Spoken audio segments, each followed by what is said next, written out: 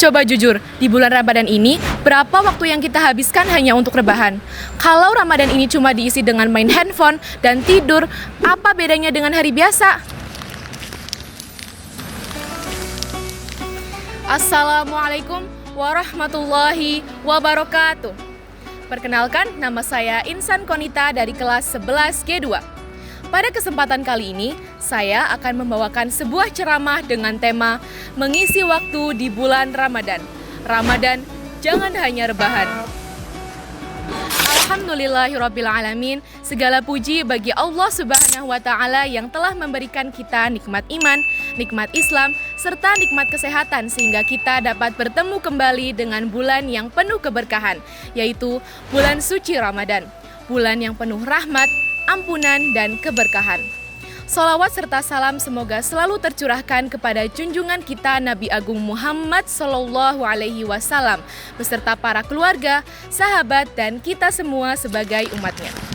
Teman-teman yang dirahmati Allah Subhanahu wa Ta'ala, Ramadan seharusnya menjadi bulan yang paling istimewa bagi kehidupan umat muslim.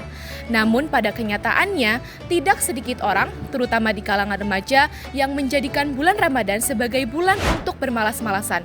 Puasa dijadikan alasan untuk rebahan seharian, tidur berlebihan, bahkan menghabiskan waktu dengan scrolling tanpa tujuan hanya untuk menunggu waktu berbuka. Padahal, jika kita renungkan bersama, waktu di bulan Ramadan adalah waktu yang sangat berharga. Setiap detiknya dinilai pahala jika kita menggunakannya dengan baik. Maka, sangat disayangkan apabila bulan yang penuh keberkahan ini berlalu begitu saja tanpa memberikan perubahan dalam diri kita. Waktu adalah nikmat yang sering kali tidak kita sadari. Ketika Ramadan datang, sebenarnya Allah sedang memberikan kesempatan emas kepada kita untuk memperbaiki diri. Bayangkan, jika Ramadan ini adalah Ramadan terakhir dalam hidup kita. Apakah kita rela menghabiskannya hanya dengan rebahan dan bermain handphone? Teman-teman sekalian, kita sering mengatakan bahwa kita ingin menjadi pribadi yang lebih baik. Tetapi perubahan tidak akan terjadi jika kita tidak memulai dari hal yang sederhana, yaitu mengatur waktu. Ramadan melatih kita bangun lebih awal untuk sahur, melatih kita menahan diri sepanjang hari, dan melatih kita untuk lebih disiplin dalam beribadah. Maka, sangat tidak tepat jika bulan latihan ini justru kita isi dengan kemalasan. Teman-teman sekalian, Allah Subhanahu wa Ta'ala telah menjelaskan dalam Al-Quran dengan sangat jelas tentang ciri-ciri orang yang beriman. Allah Subhanahu wa Ta'ala berfirman dalam Al-Quran surat Al-Mu'minun ayat 1-3. A'udzu billahi minasyaitonir rajim. Bismillahirrahmanirrahim.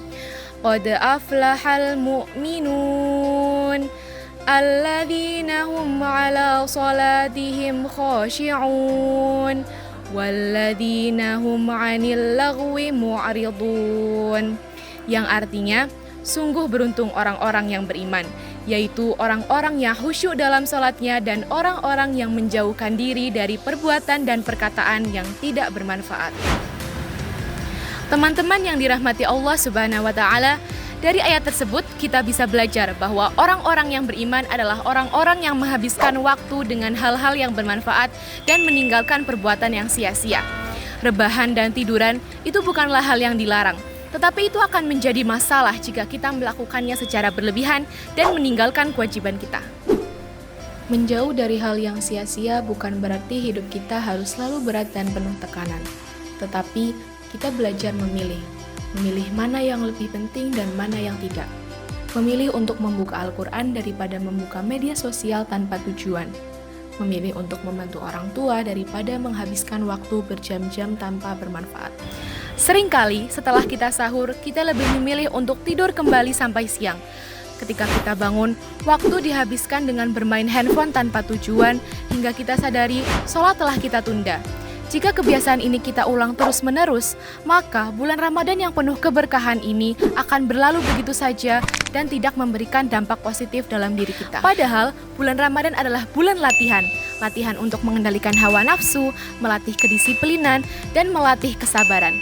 Jika di bulan Ramadan saja kita tidak berusaha untuk memperbaiki diri sendiri, maka akan sulit bagi kita untuk berubah di bulan-bulan berikutnya. Ramadan juga mengajarkan kita bahwa hidup ini bukan hanya tentang kenyamanan, tetapi tentang perjuangan memperbaiki diri. Rasa lapar dan haus yang kita tahan sepanjang hari adalah bentuk latihan agar kita menjadi pribadi yang lebih kuat dan lebih bersyukur. Maka, jangan sampai latihan ini tidak menghasilkan perubahan apapun dalam diri kita. Mengisi waktu di bulan Ramadan tidak harus dengan hal-hal yang berat. Kita bisa memulainya dengan hal-hal yang sederhana, seperti sholat tepat waktu, membantu orang tua di rumah, membaca Al-Quran hanya beberapa ayat, dan mengurangi penggunaan bermain handphone yang tidak bermanfaat. Semua itu, jika diniatkan karena Allah, pasti bernilai ibadah. Teman-teman yang dirahmati Allah Subhanahu wa Ta'ala, mari kita jadikan Ramadan sebagai momentum perubahan. Tidak perlu banyak, cukup satu kebiasaan baik yang kita pertahankan. Karena perubahan besar selalu dimulai dari langkah-langkah kecil yang dilakukan dengan sungguh-sungguh.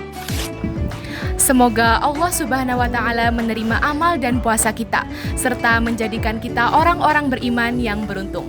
Wassalamualaikum warahmatullahi wabarakatuh.